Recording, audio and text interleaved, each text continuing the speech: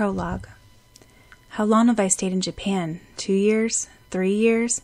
Li Syaoran frowned slightly as he stared out the window of his room. The leaves were beginning to take hues of golden and brown. Things had been quiet for several months now. He was starting to lead a more normal life, without worrying about cloud cards, cloud read, or any of the complex problems that evolved around fighting. Looking at a leaf falling gently with the breeze, Syaoran ruefully smiled. Anyway, though it was hard, it was fun while it lasted. Syaoran's thoughts were interrupted. He could hear Wei get the phone. He walked to the living room. "Who is it, Wei?" "It is your mother." "My mother? What could she possibly want from me?" With shaking hands, Syaoran took the phone. Mother? "Syaoran, my loved son, how long has it been since I last heard your voice? So how are you these days? You aren't sick? Do you eat well? Well, I'm sure Wei is taking good care of you." Syaoran frowned. It wasn't like his mother to babble on. "Mom, why did you call? It's not my birthday, nor any special occasion." "Why, can't I even talk to my own son?" "Well, actually, I do have a reason." She paused. "I want you to come home." "Home?" Syaoran's mind raced. Home. Japan was his home now, with all his friends and sense of happiness and belonging. There was no way he could possibly leave it. Hong Kong seemed miles away. Another life. I can't." "What do you mean? The cloud cards are captured, though I am disappointed in your part. You were supposed to represent the Li clan. Anyway, I'm sure you don't need to stay and help that girl, that cloud card mistress, any longer." How did she know that I helped Sakura? "It's time that you returned home to your family and relatives. It's ridiculous to have a boy your age living all on your own." Suddenly, he felt tired and worn out. "Yes, Mother. Whatever you say. Goodbye." Syaoran sighed heavily as he put the phone down and trudged back to his room.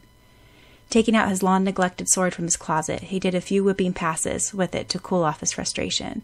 Then he slammed the sword into the floor and plopped upon his bed.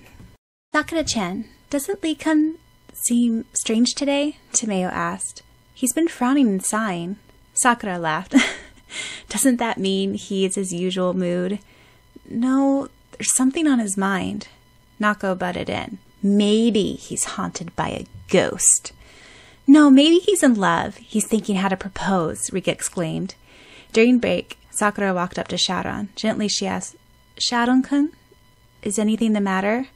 Abruptly, he replied, "I'm going back to Hong Kong." To cover up her astonishment and disappointment, she stammered, I guess that's wonderful for you. You must miss your family and home. After all, you have no reason to stay in Japan." Syaoran scowled. Suddenly from behind him, Takashi Yamazaki interrupted. "In the ancient Asiatic days, the Chinese warriors often traveled to accomplish their missions. They had to adjust to many places to fight nobly. They were honored and welcomed by the people wherever they went, since they were legendary. Yet they say that one's true home is where their heart lies. Their heart lies where their most loved ones, their soulmate." Syaoran stalked off to the classroom, and Sakura looked on in puzzlement. "Hoi! I can't believe he left without saying goodbye." Tomeo chuckled and said, "Well, maybe he was afraid he would fall apart if he had to face you before leaving for Hong Kong." Sakura glared at that rivaled Syaoran's own death glare. "You kind of look like him right now." Sigh. There was no point in talking to Tomeo when she was in this type of mood. That night, Sakura lay awake, tossing and turning in her bed. He could have at least said goodbye. He just left. I'll probably never see him again. For some strange reason, her eyes were glassy. How fierce he looked when she first met him.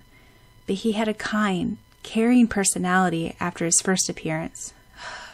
All those times together, trying so hard to capture the cloud cards, facing Yue-san, overcoming Yiro-kun, he was always there for me. He's my good friend. All the memories flooded her. Despite all the hardships, those were happy, exciting days. She remembered how he... No, she will forget. Forget him. He's gone from your life now. Gradually, Sakura drifted into turmoil of her dreams. Her heart began to beat faster. A boy and a girl her own age were standing on high on a cliff, laughing cruelly. Yet she could not see their face, which were dark under the full moon, except for their flickering golden eyes. The girl said, We'll get you, Cherry Blossom. You and that little wolf also. You just wait and see. Suddenly, Sakura screamed. Syaoran was falling down the edge of a bottomless cliff, his hand stretched towards her. No, Syaoran!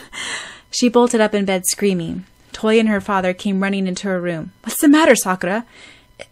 It's nothing, Oni-chan. Just a nightmare. That's all. Really, I'm fine. Yet, Sakura had an uneasy feeling about the future.